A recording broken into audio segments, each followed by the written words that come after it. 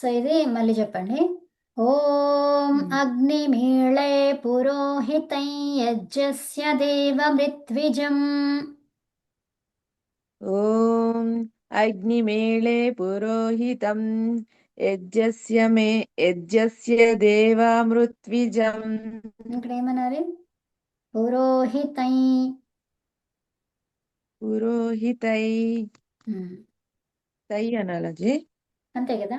యాకి పూర్వం ఏమవుతుంది? వేరేది వస్తుంది. చవర్గంలో పంచమ వర్ణం ఇది. ఓహో. ఉమ్, మళ్ళీ చెప్పనాజీ. చెప్పండి. ఓం అగ్నిమేళే పురోహితై యజ్ఞస్య దేవామృత్విజం. ఉమ్. హోతారం హోతారం రత్నధాతమం. హోతారం హోతారం రత్నధాతమం. ఈ టవర్గం వస్తుంది కదా, హోతారన్ రత్నధాతమం. ఓకే. పొల్లు నా పలకాలది. ఆ, ఆ. హోతారం. హోతార్ ఉమ్, చెప్పండి. చెప్పండి. ఆ. హోతారన్ రత్నధాతమం. హోతారన్ ధాతమం. ఉమ్, మళ్ళీ మొత్తం కలిపి చెప్పండి. ఆ. ఓం అగ్నిమేళే పురోహితై యజ్ఞస్య దేవామృత్విజం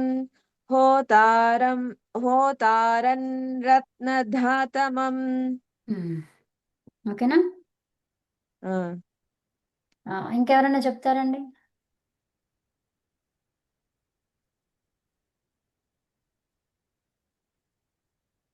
ఇక్కడ ఉమ్, ఇది అగ్నిమేళే మిళ్ళే ఉమ్, అన్నారు. అవును. సో ఇది నేను అర్థము మనము చూసుకున్నాము, ఈ సంస్కృతంలో చూసాము, ఇప్పుడు తెలుగులో ఆ, సగం చూసాము. ఇప్పుడు సగం ఇంకా చూద్దాం. ఇక్కడ ఏం చెప్తున్నారు అంటే, ఇచ్చట అంటే ఈ మంత్రం లోపల అగ్ని శబ్దానికి రెండు అర్థములు ఇవ్వడానికి ప్రమాణము ఏంటంటే, ఇంద్రం మిత్రం అనేది ఒక వేద మంత్రం ఉంది ఋగ్వేదంలో. ఓకే. ఆ వేద మంత్రం ద్వారా ఏం చెప్తున్నారు అంటే, మ్మ్, ఇది ఎవరికైనా తెలుసా?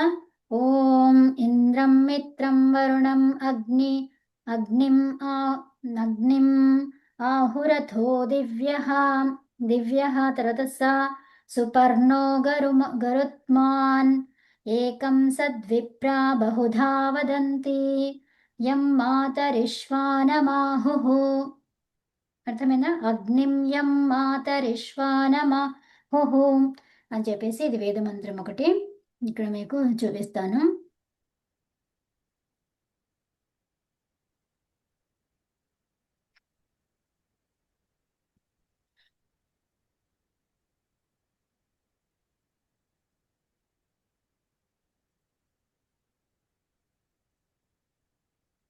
ఇంకొక మంత్రం అది ఋగ్వేదంలో ఉన్నటువంటి మంత్రం అది. సో ఋగ్వేదంలో మనము అరే ఉమ్, ఋగ్వేదంలో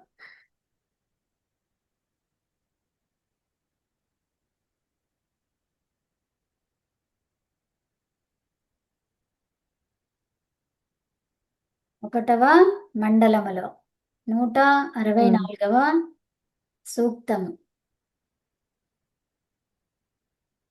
మీకు ఇక్కడ చూపిస్తున్నా, ఎందుకంటే మీరు కూడా చూసుకోవచ్చు ఇక్కడ. 164 తర్వాత దాంట్లో 46th మంత్రం. ఎన్నో మంత్రము? 46. ఒకటవ మండలము 164వ సూక్తము 46వ మంత్రం. ఓకేనా. ఒకటో సో మండలం చెప్పండి. ఒకటో మండలం 164వ సూక్తము 64వ సూక్తం తర్వాత 46వ మంత్రం ఇక్కడ ఉంది చూడండి పింక్ కలర్లో. మంత్రము. ఋగ్వేద మండల జీ. ఒకటి, సూక్త 164, మంత్ర ఆ, 46 ఉందా? ఆ, ఆ, సో అదనమాట. మనం దీంట్లో చెప్పుకునేది ఏమన్నాం ఇక్కడ, ఈశ్వరుణ్ణి ఎలా వెలుస్తారు? ఏకం సద్విప్ర బహుధా వదంతి అని చెప్పేసి మనం చాలా సార్లు విన్నాం కదా. ఆ, జీ. ఏకం సద్విప్ర, విప్ర అంటే ఏంటిది? ఏకం అంటే అతనిని, సత్ విప్ర, విప్ర అంటే విప్రులు, తెలిసిన వాళ్ళు. బహుధా వదంతి, ఏమని? బహుధా ఎవరిని పిలుస్తారు? చాలా విధాలుగా, చాలా రకాలుగా పిలుస్తారు. వదంతి పిలుస్తారు, చెప్తారు. ఎవరిని? అగ్నిం, యమం, మాతరిష్వానమాహు అంటే ఎవరిని? భగవంతుణ్ణి చాలా రకాలుగా పిలుస్తారు. ఎందుకని? అతని గుణాలు అనంతం కాబట్టి. అర్థమైందా? గుణాలతో ఆ, పేర్లుంటాయన్నమాట. అందుకని గుణాలు అతనివి అనంతము కాబట్టి నామాలు కూడా అనంతమే. అర్థమైందా? జీ. ఇంద్రం మిత్రం వరుణం అగ్నిం ఆహురథో దివ్యः స సుపర్ణో గరుత్మాన్ ఏకం సద్విప్రా బహుధా వదంత్యగ్నిం యమం మాతరిష్వానమాహుః. ఇది మంత్రం. సో ఇక్కడ చూడండి, వినండి. ఇంద్రం మిత్రం వరుణమగ్నిమావృతో దివ్యస్త సువర్ణో గరుత్మా ఏకం సద్విప్రా బహుధా వదంతి అగ్నిం యమం మాతరిష్వానమాహు. ఇక్కడ చాలా స్పీడ్ గా చెప్పేశారు, కాకపోతే అదనమాట. సో ఇక్కడ ఏమంటున్నారు? అంటే ఇప్పుడు ఈ రెండో మంత్రం చెప్తున్నారా జీ మీరు ఇప్పుడు? లేదు, దాంట్లో ఉదాహరణగా చెప్పారు కదా, ఏమని చెప్పారు ఇందులో?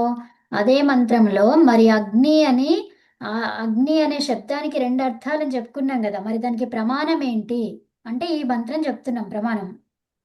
ఓహో, ఈ ఓకే. మంత్ర ప్రమాణం ఎందుకయింది అని అంటే, సో ఇక్కడ ప్రమాణాలు ఎందుకు? అతని గుణాలు ఎక్కువగా ఉన్నాయి కాబట్టి అతనికి పేర్లు కూడా ఎక్కువగా ఉన్నాయని చెప్పడానికి ఆ మంత్ర ప్రమాణాన్ని తీసుకొచ్చాము.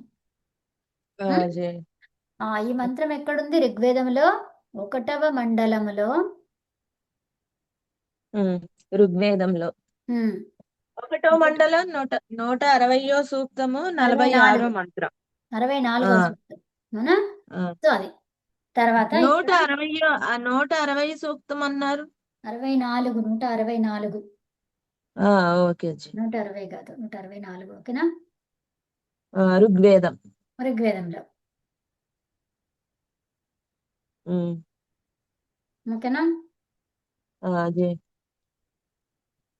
ఓకే జీ. అదేం చెప్తున్నారు? ఈ మంత్రం చేత ఒకే సద్బ్రహ్మకు, ఒకే బ్రహ్మకి, ఆ బ్రహ్మకు, సద్బ్రహ్మకి ఇంద్రుడు మున్నగు అనేక నామములు ఉన్నవి అని ఈ మంత్రం చెప్తుందన్నమాట. ఓకే. ఆ, మరియు తదేవాగ్నిం అనేది యజుర్వేద మంత్రం ఆధారంగా అగ్ని మున్నగు నామాల చేత సచ్చిదానందుడు మున్నగు లక్షణయుక్తుడైనటువంటి బ్రహ్మని తెలుసుకోవలెను అని ఆ మంత్రంలో చెప్పారు యజుర్వేదంలో. అర్థమైందా? ఆ, యజుర్వేదంలో జీ. అగ్ని అనే శబ్దానికి ఇది ఆ, చెప్తున్నారు కదా, సో దాంట్లో అలా చెప్పారనమాట. సో ఇది ఎక్కడ మంత్రము అంటే 32:1 యజుర్వేదంలో. ఓకే. ఉమ్, యజుర్వేదంలో 32వ అధ్యాయము 1వ మంత్రం అది చెప్తుంది. ఓకేనా? మీకు ఎవరికైనా కావాలి, చూసుకోవాలి అనుకున్న వాళ్ళు అక్కడికి వెళ్ళి చూడొచ్చు. అది ప్రమాణాలు అవి. ఓకే. అగ్నిని భగవంతుడని ఉమ్. ఎలా చెప్తావు అంటే ఆ ప్రమాణాలు వేద మంత్రాల ప్రమాణాలు చూపిస్తున్నారు. ఓకేనా? అంటే వేద మంత్రానికి వేద మంత్రమే ప్రమాణం అంటారు కదా, అలాగా జీ. అంతే. సో ఇక్కడ ఉంది కదా, ఈ మంత్రంలో ఇది అగ్ని అని చెప్తున్నాము. మళ్ళీ ఇంకా రెండవ ప్రమాణం, రెండు రెండు అర్థాలు ఎక్కడిచ్చారు మళ్ళీ కదా. ఈ మంత్రంలో అయితే లేదు కదా. మరి ఇంకెక్కడున్నాయి? ఈ మంత్రంతో పాటు ఇంకెక్కడున్నాయి? ఇక్కడ అగ్ని ఋగ్వేదంలో ఈ మంత్రానికి ఉంది. అర్థమైందా? ఉమ్, తర్వాత యజుర్వేదంలో ఎక్కడుంది అంటే ఈ మంత్రంలో ఉంది. జీ. ఉం? అదనమాట. ఉమ్, ఉమ్, తర్వాత ఇంకా ఏంటి? యజుర్వేద మంత్రాధారంగా కూడా అగ్ని మున్నగు నామముల చేత సచ్చిదానందుడు మున్నగు లక్షణయుక్తుడగు బ్రహ్మని తెలుసుకోవలెను. తర్వాత బ్రహ్మ హ్య, ఈ ఉన్నటువంటి ఈ శతపథ బ్రాహ్మణ ప్రమాణాల వల్ల కూడా అగ్ని శబ్దము బ్రహ్మ మరియు ఆత్మ అనే రెండు అర్థాలను తెలియజేస్తుంది అనమాట. ఇక్కడ ఈ అగ్నిమీళే అది పురోహితం యజ్ఞస్య దేవమృత్విజం అని చెప్పుకున్నాం చూడండి. అందులో ఏమి అగ్నిలు చూపించారు అక్కడ? అగ్ని అంటే పరమాత్ముడు అన్నారు. తర్వాత ఈ అగ్ని అనేది భౌతిక అగ్ని అని చెప్పుకున్నాం. 2 అర్థాలు చెప్పుకున్నాము. ఆ 2 అర్థాలకి ప్రమాణం ఏంటి అంటే ఇదొక వేద మంత్రం. ఋగ్వేదంలో ఈ మంత్రంలో, తర్వాత యజుర్వేదంలో ఇది తదేవాగ్నిం అనే ఒక మంత్రంలో. ఓకేనా? జీ. తర్వాత ఈ బ్రహ్మ హ్యా మున్నగు శతపథ బ్రాహ్మణ ప్రమాణాల వల్ల అగ్ని శబ్దము బ్రహ్మ మరియు ఆత్మ అనే 2 అర్థాలను తెలియజేస్తుంది. అయం వా ఈ ప్రమాణం ద్వారా ఏంటి? అగ్ని శబ్దంతో ప్రజాశబ్దమును గ్రహించి భౌతికము మరియు ప్రజాపతి. అర్థమైందా?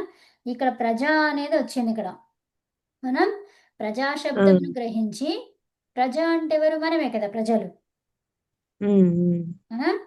సో అది గ్రహించి భౌతికము మరియు ప్రజాపతి. మరి ప్రజ అంటే ఇంకొకటి కూడా ఉంది, ప్రజాపతి.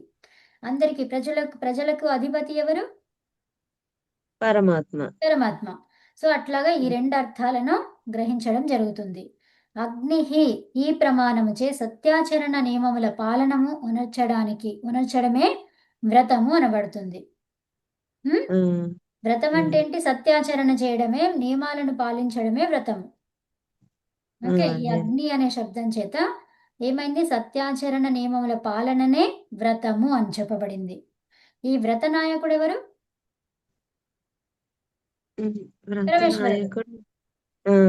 పరమేశ్వరుడే కదా. సో నాయకుడు మనల్ని నడిపించేది ఎవరు? పరమేశ్వరుడే కదా. త్రిభిః ప్రవిత్రైః అని ఈ ఋగ్వేద మంత్రం మళ్ళీ. సో దాంట్లో ఏముంది?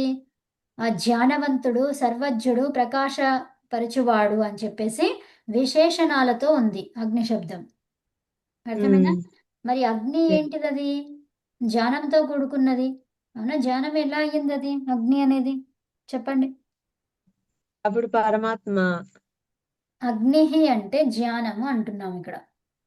అవునా? తర్వాత సర్వజ్ఞుడు అంటున్నాము, ప్రకాశ స్వరూపుడు అంటున్నాము. దేనికి విశేషణాలు ఇవి? అగ్నికి అన్నాం. అవునా? అంటే జ్ఞానవంతుడైనటువంటి అగ్ని, జ్ఞానవంతుడైనటువంటి పరమేశ్వరుడు అని ఇక్కడ. సర్వజ్ఞుడైనటువంటి పరమేశ్వరుడు, ప్రకాశాన్ని ఇచ్చేటువంటి పరమేశ్వరుడు అని చెప్పేసి ఈ అర్థాలను గ్రహించాలి. విశేషణముతో అన్నాము. ఈ అగ్ని శబ్దానికి విశేషణం పెట్టండి. అప్పుడు ఏమైంది? జ్ఞానవంతుడైనటువంటి అగ్ని. అవునా? అగ్ని అంటే పరమేశ్వరుడు కదా, ఆయన జ్ఞానవంతుడే. తర్వాత ఆయనకు అన్నీ తెలుసు. తర్వాత ఆయన ప్రకాశాన్ని ఇస్తుంటాడు. అవునా? సూర్యునిలో ప్రకాశం నింపింది ఎవరు? సూర్యుడు జడమే కదా. మరి దాంట్లో దానికి ప్రకాశం ఎలా వస్తుంది? పరమేశ్వరుడే నింపాడు. అది.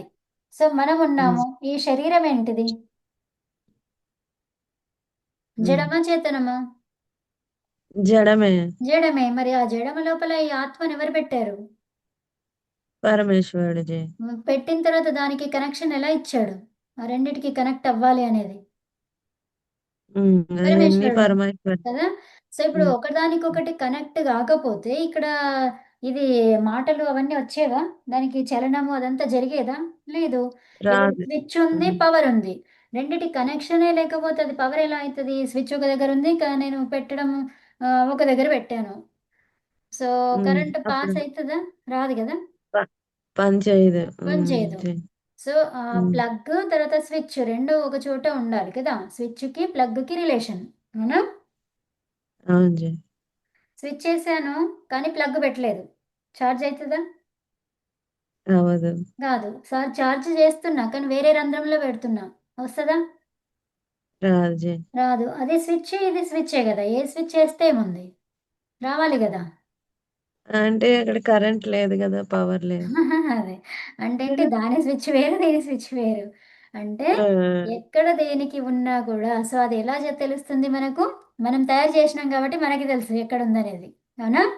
సో అట్లాగే భగవంతుడు తయారు చేశాడు కాబట్టి ఆయనకి స్విచ్ ఏంటో ఇవన్నీ కనెక్షన్స్ ఎక్కడ దేన్ని పెట్టాలో అలా పెట్టాడనమాట. అందుకని అవి కనెక్ట్ అయిపోయి మాట్లాడగలుగుతున్నాయి, పనులు చేయగలుగుతున్నాయి, చూడగలుగుతున్నాయి కదా, వినగలుగుతున్నాయి. అవునా? అవునవును. సో దేని పని అదే చేస్తుంది. ఈ నోటి పని చెవు చేయట్లేదు, చెవి పని నోరు చేయట్లేదు. ముక్కు పని చేతులు చేయట్లేదు, చేతి పని ముక్కు చేయట్లేదు. చేస్తుందా? అవును జీ. కన్ను వాయిస్ చూస్తుంది. కొంచెం స్లో అయ్యింది ఏంటి జీ? లేదే, వస్తుంది, బానే ఉంది. మీ దగ్గర ఏమైనా అయిందా? కావచ్చు. ఆ, సో అలా అన్నమాట. కాబట్టి అతను ఉమ్, జ్ఞానవంతుడు, సర్వజ్ఞుడు, ప్రకాశపరుచువాడు అనే ఈ 3 సర్వనామాలు విశేషణాలతోని, అవునా? విశేషణాలతోనే చెప్పడం జరిగింది.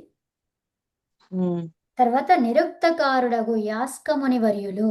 నిరుక్తము రాసింది ఎవరు? యాస్కులు అన్నమాట, యాస్కముని. ఓకే. వారు ఏం చెప్పారు? ఈశ్వరుడు మరియు భౌతికాగ్నిని భిన్న భిన్న వ్యాఖ్యల ద్వారా సిద్ధపరిచారు. ఓకే. భిన్న భిన్న వ్యాఖ్య అంటే ఏంటిది? ఉదాహరణలు చెప్పడం, వాటి గురించి చెప్పడం, చేయడం. అది ఎలా చెప్పారు మరి? నిరూపణలు, ఉదాహరణలు అంటే తీసుకొని వ్యాఖ్యానం ఎలా చేస్తారు? ఉదాహరణలతో చేస్తారు కదా. ఆ, ఆ, జీ. సో అలా వృత్తాంతాలు తీసుకొని వాళ్ళ మాటలలో చెప్పారనమాట. కావున ఉమ్, సంస్కృతమునందు యథావత్తుగా చూసుకోవలెను. అయినను సౌలభ్యము కొరకు కొంత సంక్షేపముగా ఇచ్చట చెప్పబడుచున్నది. సంస్కృతంలోనే చూసుకోవాలి వీటికి అర్థాలు ఏమిటి అనే విషయం కదా. తర్వాత అయినా కూడా ఉమ్, ఇక్కడ కొంచెము చెప్తున్నాము అంటున్నారు. యాస్కముని గారు ఎక్కడ? దీంట్లో నిరుక్తములు అన్నమాట. ఓకే. సో ఆ, యాస్కముని గారు ఏంటి? స్థౌలాష్ఠీవి ఋషివర్యుల అభిప్రాయమును అనుసరించి అగ్ని శబ్దానికి ఏమన్నారు? అగ్రణి, అన్నిటికంటే శ్రేష్ఠుడు అని అర్థాన్ని ఇచ్చారు. ఉమ్, అర్థమైందా? అగ్రణి, ఆ, జీ. అగ్రణి శ్రేష్ఠుడు అని ఇచ్చారనమాట. అంటే ఏంటి? అగ్రణి అంటే ఏంటి? అన్నిటికంటే అగ్రం. అగ్రం అంటే పైన అంటాం ఉమ్, కదా, అగ్రభాగంలో ఉన్నది చూడు అంటాం. అంటే పైన ఉన్నది ఉమ్, చూడు. అగ్రణి అంటే అన్నిటికంటే. ఓకే. ఉమ్, అన్నిటికంటే ఏంటి మరి? శ్రేష్ఠుడు అని చెప్పేసి ఈ అగ్ని శబ్దానికి అర్థాన్ని ఇచ్చారనమాట. ఎవరిచ్చారు? ఉమ్, ఈ స్థౌలాష్ఠీవి అనే ఒక ఋషి. ఒక ఋషి ఆహా, అభిప్రాయం ప్రకారం ఇదన్నమాట. అది ఎందులో ఉంది? యాస్కముని రాసినటువంటి నిరుక్తములో ఉంది. అర్థమైందా? ఆ, జీ. ఉమ్. ఉమ్, అన్నిటికంటే మొట్టమొదట ప్రతిపాదితము అగునదియే సర్వోత్తమమైనది. అంతేనా? సో ఇప్పుడు మనకి ఫస్ట్ ఏదైతే వస్తుందో అది ఫస్ట్‌ది ఉత్తమమైనదనమాట. అదే తర్వాత మొట్టమొదటిగా ఉమ్, ఉన్నటువంటిది అది లేకపోతే ఇంకా వేరే ఏవి రానే రావు. అవునా? కాబట్టి ఏది ఉమ్, ఉమ్, సర్వోత్తమమైంది? ఉమ్, ఏది కరెక్ట్ మనకి చాలా ముఖ్యమైనటువంటిది? ఫస్ట్‌లో ఉన్నది. అర్థమైందా? సో ఉమ్, ఫస్ట్‌లో ఉన్నది ఉమ్. ముఖ్యమైనది. ఆ ఫస్ట్‌దే లేకపోతే ఇవన్నీ ఉమ్, కార్యాలే జరగవు. జరుగుతాయా? అవును జీ. కార్యాలు జరగాలి అంటే ఏదో ఒకటి ఉండాలి. అదే మరి ముఖ్యమైనది గదా. ఉమ్, అదే ఉత్తమమైంది. అదే ముఖ్యమైనది. అది లేకపోతే ఇంకేమీ జరగదు. అవునా? ఉమ్, అవునా కదా. సో ఇప్పుడు ఒక ఆత్మ ఉంది కాబట్టి శరీరం అవసరమైంది. శరీరం ఉంది కాబట్టి ఇంద్రియాలు అవసరమైనయి. అర్థమైందా? అవును జీ. ఉమ్, ఇంద్రియాలున్నాయి కాబట్టి బుద్ధిపూర్వకంగా ఆలోచించగలుగుతున్నాం. ఉమ్, ఉమ్, బుద్ధిపూర్వకంగా ఉంది గాబట్టి అదేమైంది? ఆత్మకి చేరుతుందది. ఉమ్, అప్పుడు అవును జీ. ఆత్మకి చేరి ఆత్మ ఏం చేస్తుంది? పరమాత్మనితో సంయోగం చేస్తుంది. ఉమ్, మేళనం చేస్తుందది. యోగమైతుంది. కలుస్తుంది దాంతో. ఉమ్, అర్థమైందా? ఇద్దరు మాట్లాడుకుంటున్నారు. ఆత్మ, పరమాత్మ మాట్లాడుకుంటున్నారు.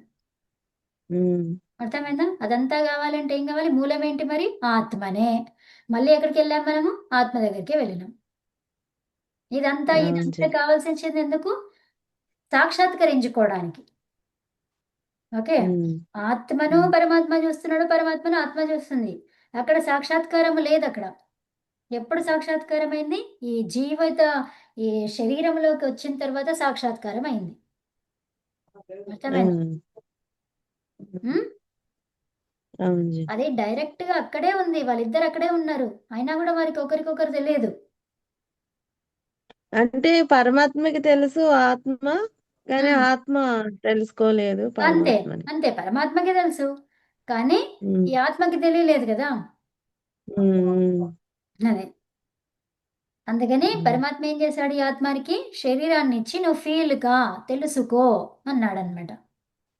ఉమ్, ఉమ్, అర్థమైందా? సో మరి తెలుసుకోవాలంటే ఇవన్నీ క్రియలు జరుగుతూ ఉండాలి. సో అప్పుడు తెలుస్తుంది అనమాట. ఈ కారణమననే అగ్ని శబ్దముతో ఈశ్వరుడు మరియు దాహక దహించేటువంటి గుణము కలిగినటువంటి భౌతిక అగ్ని అని రెండు అర్థాలు గ్రహించబడతాయి. అర్థమైందా? ఉమ్, ఆ ఉమ్. తర్వాత ప్రశాసితారం ఏతమే. ఈ మను మహర్షి ఏం చెప్తున్నారు? ఈ రెండు శ్లోకాలందు పరమేశ్వరుడు అగ్నిమున్నగు నామములచే ప్రసిద్ధుడు అని చెప్తున్నాడు. ఏ రెండు శ్లోకాలు? ఇక్కడ శ్లోకాలు అన్నారు. ఓకే. శ్లోకాలు అంటే ఆ, ఉమ్, మంత్రాలు కాదు. మంత్రాలు కాదు. సో ఉమ్, మంత్రాలు కానీ శ్లోకాల ద్వారా చెప్పడం జరిగిందనమాట. సో ప్రశాసితారం ఏతమే అనే ఈ రెండు శ్లోకాలు ఇవి. ఓకే. ఉమ్, ఆ, మను మహర్షి ఉమ్. రాసినటువంటి శ్లోకాలన్నమాట. ఆ, మను మనురాశి. ఆ, మనుస్మృతి ఉంది కదా, మనుస్మృతిలో అవునవును. ఉండేటువంటి శ్లోకాలు ఇవి రెండు కూడా. సో అందులో ఏం ఉమ్, చెప్తున్నారు? పరమేశ్వరుడు అగ్ని ఈ నామముల చేత ప్రసిద్ధమైనటువంటి పరమేశ్వరుడు అనే అతను ఉమ్, ఈ రెండు శ్లోకాల యందు పరమేశ్వరుడు అగ్ని మున్నగు ఉమ్, నామములచే ప్రసిద్ధుడు. అర్థమైందా? ఎవరు ప్రసిద్ధుడు? ఉమ్. పరమేశ్వరుడు ప్రసిద్ధుడు. ఇంకా ఇంకా అగ్ని ఆత్మ. అనే పేరు కూడా. అవునా? ఆ, ఈ ఆ, పేరు. పరమేశ్వరునికే అగ్ని అనే నామము ప్రసిద్ధము. ఇంకా మున్నగు నామములచే అంటున్నాం మనం. అంటే ఇంకా పేర్లు ఉన్నాయి ఉమ్, అందులో. ఈ శ్లోకాలలో పేర్లు ఉంటాయి కదా. సో అగ్ని పేరు వచ్చింది కదా మనకి. ఇక్కడ మంత్రంలో అగ్ని అని ఉంది కాబట్టి అగ్ని ఒకటి ఇక్కడ పెట్టారు. మిగతా అన్ని ఈ అన్ని నామముల చేత ఈ పరమేశ్వరుడు ప్రసిద్ధుడు అని చెప్తున్నారు. ఉమ్, అర్థమైందా? ఈ ఉమ్, రెండు శ్లోకాలలో అగ్ని శబ్దానికి ఉమ్. అర్థాలు ఇచ్చారు. అది ఈశ్వరుడు అని చెప్పారనమాట. ఆహా, ఈ ఋగ్వేద ఉమ్, ప్రమాణాల వల్ల కూడా ఆ అనంత విద్యాయుక్తుడు మరియు చేతన స్వరూపుడు మున్నగు గుణముల చేత కూడిన పరమేశ్వరుణ్ణి గ్రహించాలి అని తెలుస్తుందన్నమాట. అక్కడే వాళ్ళు చెప్తున్నది అక్కడ అది. తర్వాత భౌతికార్థాన్ని గ్రహించాలంటే ప్రమాణాలు చెప్తున్నారు. యదశ్వం అని చెప్పేసి ఈ శతపథ బ్రాహ్మణములో ఉన్నటువంటిది. ప్రమాణాల చేత అగ్ని శబ్దము తీసుకొని భౌతిక అగ్నిని గ్రహించాలి. వృషభము వలె సమస్త దేశ దేశాంతరాలకు అవసరములను అందించినటువంటిది కాబట్టి వృష మరియు అశ్వము అని అంటారనమాట. అర్థమైందా? ఉమ్, వృషభము వలె సమస్త దేశ దేశాంతరాలకి అవసరములను అందించేటువంటిది కాబట్టి ఈ వృషభము అనేది ఏం చేస్తుందంట? దేశ అవసరాలను దేశాలకి. అవసరాలను ఉమ్, తీరుస్తూ ఉంటదన్నమాట. సో ఎక్కడ? ఉమ్, దేశ దేశాంతరాలకి వెళ్తుంది అది. ఉమ్, సో మరియు ఉమ్. అశ్వము కూడా అంతే కదా. అశ్వాల గుర్రం. మీద ఎన్నో చేసేవాళ్ళు అక్కడ కదా. మన ఉమ్, అప్పటి వాళ్ళు అశ్వాల మీదనే వెళ్ళేవాళ్ళు కదా. కాబట్టి అవును. ఈ అగ్ని శబ్దము అలా తీసుకోవడం జరిగిందనమాట. ఏ విధంగా?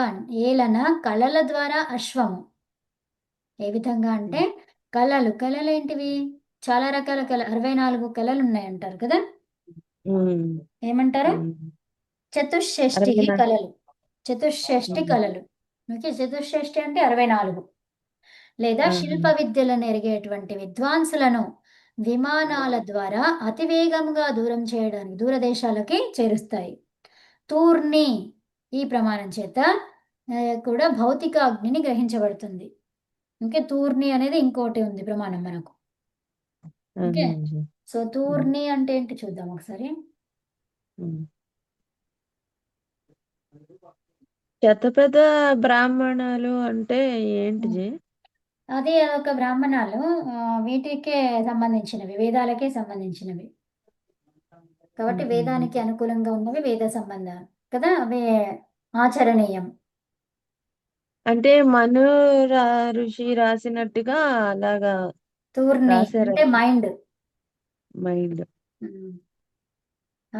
మైండ్ ఏంటిది? అది మనస్సు అనేది ఏంటిది? స్పీడ్ కదా. మనస్సు అనేది తొందరగా ఇదైతుంది కదా, పరిగెడుతుంది కదా, ఆ, ఎక్కడికో వెళ్ళిపోద్ది నిమిషాల వెళ్ళిపోతుంది. మీద. సో అట్లాగే తూర్ని దీని చేత అగ్ని అనే శబ్దం భౌతిక అగ్ని. అగ్ని ఏం చేస్తుంది? ఒక చోటే ఉంటుందా? అది మళ్ళీ ఒకదానికొకటి అంటుకొని వెళ్ళిపోతూనే ఉంటుంది అది స్ప్రెడ్ అయిపోద్ది కదా. కదా. అదనమాట. ఉమ్, ఉమ్. ధూర్ని అంటే మనసుని చెప్పినారు ఇక్కడ ఈ అంటే హేతువుల వల్ల. మనసులాగా అలాగా స్ప్రెడ్ అయిపోతుంది అని. అవును. ఉమ్, హవ్యవాట్ అదేంటి శీఘ్రత ఇక్కడ చెప్పారు కదా ఏలన ఇది ఉపర్యుక్త శీఘ్రత మున్నగు హేతువుల వల్ల. అవునా? ఈ తూర్ణి అనే ఉమ్, ప్రమాణం వల్ల కూడా భౌతిక అగ్నిని గ్రహించబడుతుంది. ఏ విధంగా అంటే పైన చెప్పినటువంటి శీఘ్రత ఎవరికి ఉన్నది? వృషభము, అశ్వం అన్నారు. అవునా? ఉమ్. అవి శీఘ్రతకి సంబంధించినవి. అవునా? ఆ, గుర్రాలు హా. మరి ఇంకోటి ఏంటిది? హ్మ్? ఏమన్నారు? గుర్రము, అశ్వం వృషభం. అంటే గుర్రాలు. రిషభం వృషభం అంటే అంటే ఎద్దు. ఏమవుతుంది? ఎద్దు. ఎద్దు. ఓకే. హ్మ్. ఉమ్, ఓకే. సో ఈ శీఘ్రత తొందరగా వెళ్ళాలి అనే హేతువుల వల్ల హవ్యవాట్ మరియు తూర్ణి అని కూడా చెప్పబడతాయి. ఓకే. ఉమ్, తర్వాత అగ్నిర్వై యో ఇదొక మంత్రం. తర్వాత మున్నగు అనేక ఇతర ప్రమాణాల చేత అశ్వనామము ద్వారా భౌతికాగ్నిని గ్రహించబడింది. వృషో ఈ భౌతికాగ్నిని శిల్ప విద్వాంసులు ఇంజనీర్లు యంత్రకళల ద్వారా యానములందు ప్రదీప్తపరిచి చేదురు. ఓకే. అంటే ఏంటి? ఇంజనీర్లు ఏం చేస్తారు? శిల్పకళలు ఏంటివి ఇవన్నీ కూడా భౌతికాగ్నులు ఎక్కడ విమానాలలో పెడతారు కదా యంత్రాలు. వాటిల్లో ఏం అవసరము? అగ్ని అవసరం. అగ్ని. హ్మ్. అగ్నియా? సో అలాగా చేసి వాళ్ళు శిల్ప విద్యలు అంటే శిల్పానికి సంబంధించిందే కాదు ఇక్కడ అన్ని రకాల విద్యలు అనమాట. అర్థమవుతుందా? అంటే అగ్నిని తయారు చేసి పెట్టడం అన్ని కూడా శిల్ప విద్య అంటారు అంతే. అది. శిల్ప ఆహా. విద్వాంసులు అన్నారు కదా ఇంజనీర్లు. ఆ, అవునా? శిల్పము ఆ, అంటే జస్ట్ రాతికే సంబంధించింది కాదు, మొత్తం అన్ని ఉమ్. రకాల అన్నమాట.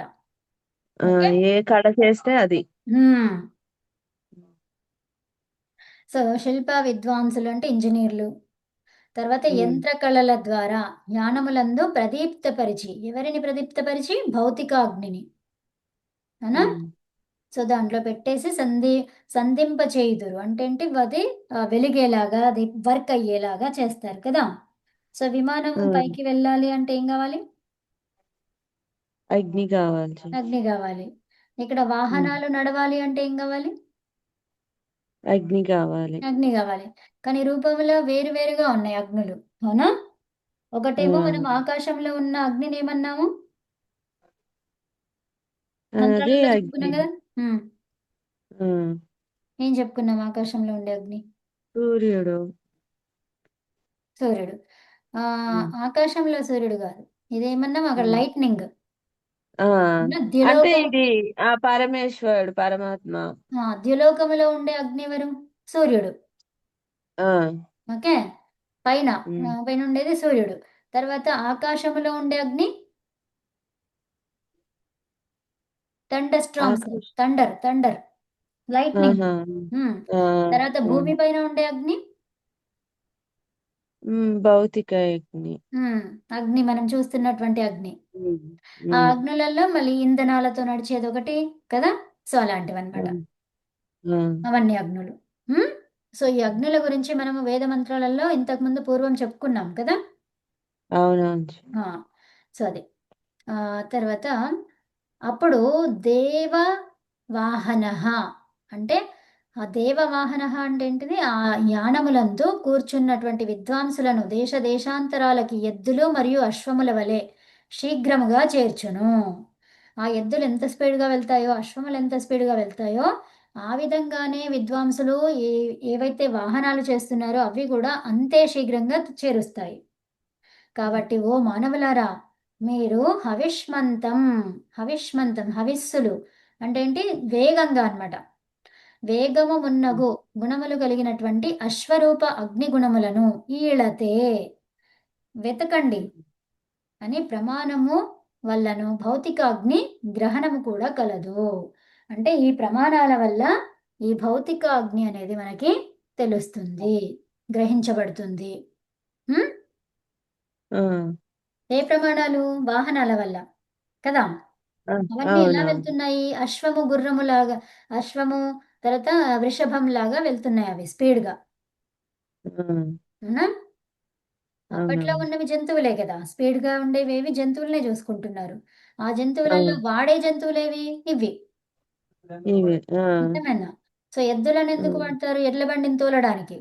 మరి అశ్వాలనెందుకు వాడతారు? అశ్వాలను గూడా యుద్ధంలో గెలుపును పొందడానికి. అవంత స్పీడ్‌గా వెళ్తూ హ్మ్. ఉంటాయి గాబట్టి. అవునా? హ్మ్. అవును. అదే. అలాగే భావార్థం చెప్తున్నారు. ఈ మంత్రమునందు శ్లేషాలంకారముతో 2 అర్థములు గ్రహించబడును. తండ్రి వంటి కృపాకరుడు అగు పరమేశ్వరుడు సకల జీవుల హితము మరియు సమస్త విద్యల ప్రాప్తి కొరకు ప్రతి కల్పముల ప్రారంభముననే వేదమును ఉపదేశించెను. అర్థమైందా? ప్రతి హ్మ్. ఒక్కరికి తండ్రి మనకు ఏ విధంగా అయితే తల్లిదండ్రులు ఓకే. తల్లిదండ్రులు మనకు ఎలా అయితే ఫస్ట్ నుంచే మనకి అన్నీ చెప్పేస్తుంటారు. మనకి భాష అర్థమైనా, అర్థం కాకపోయినా చెప్పేస్తుంటారు. కాబట్టి ఆ చెప్పినటువంటి జ్ఞానము ఎక్కడికి వెళ్ళకుండా వాళ్ళు పెద్దగా అయిన తర్వాత పెద్దగా అంటే ఏంటి? నడవడము, మాట్లాడడము వచ్చిన తర్వాత ఒకేసారిగా మాట్లాడుతున్నాడండి అస్సలు ఆగట్లేదు అంటాం మనం. అవునా? అది ఒకేసారిగా ఎలా వస్తది? అంతకాలం అక్కడ ప్రాసెస్ జరిగిందనమాట. అర్థమైందా? హ్మ్. అంతకాలం హ్మ్. అక్కడ ప్రాసెస్ జరిగింది కాబట్టి, ఒక్కసారిగా మనకు కనిపిస్తుంది. ఆ ప్రాసెస్ జరిగిన విషయం మనకు తెలియట్లేదు, గ్రహించట్లేదు. అర్థమైందా? హ్మ్. ఆ అవును. ప్రాసెసింగ్ అనేది ప్రతి క్షణము జరుగుతూ పోయింది. వృద్ధి జరుగుతూ పోయింది. కాబట్టి ఒక్క రోజుగా మనకి వర్షం పడ్డట్టుగా కనిపిస్తుందక్కడ. హ్మ్. అర్థమైందా? అవును. అలా అన్నమాట. అలాగే మనకు భగవంతుడు కూడా ఈ తండ్రి వంటి కృపాకరుడైనటువంటి పరమేశ్వరుడు అందరి జీవుల హితము కొరకు సమస్త విద్యల ప్రాప్తి కొరకు ప్రతి కల్పములో ప్రారంభముననే వేదమును ఉపదేశించాడు.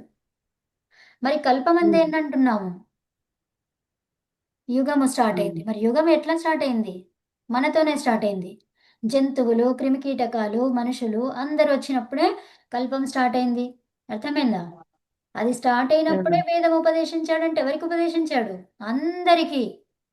అర్థమైందా? సర్వమాన్యం. మానవులందరికీ. సో, ఫస్ట్‌లో ఉన్నదంతా మానవులే.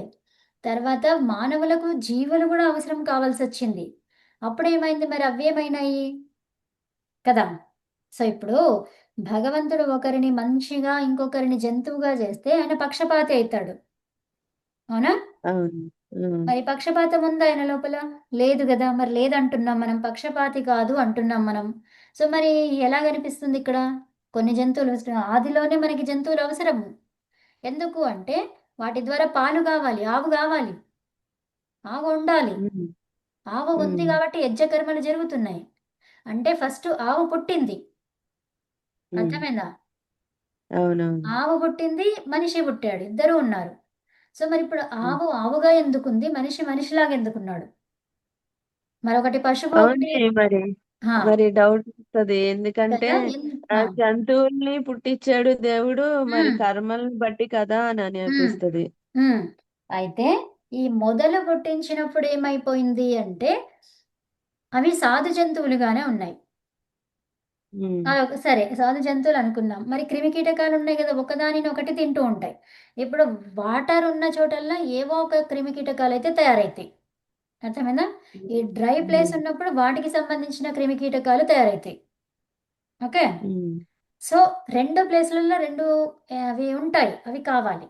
సో, అవి తయారైతున్నాయి చూడండి. అవింటిని మరి మనకు ఫస్ట్ తయారు చేసి ఇవ్వాలి. ఎందుకు అంటే, మనకి మాయిశ్చర్ వచ్చినప్పుడు వేరేవేవో క్రిములొచ్చినప్పుడు వాటిని తినడానికి ఇంకొక వేరేదుంటది.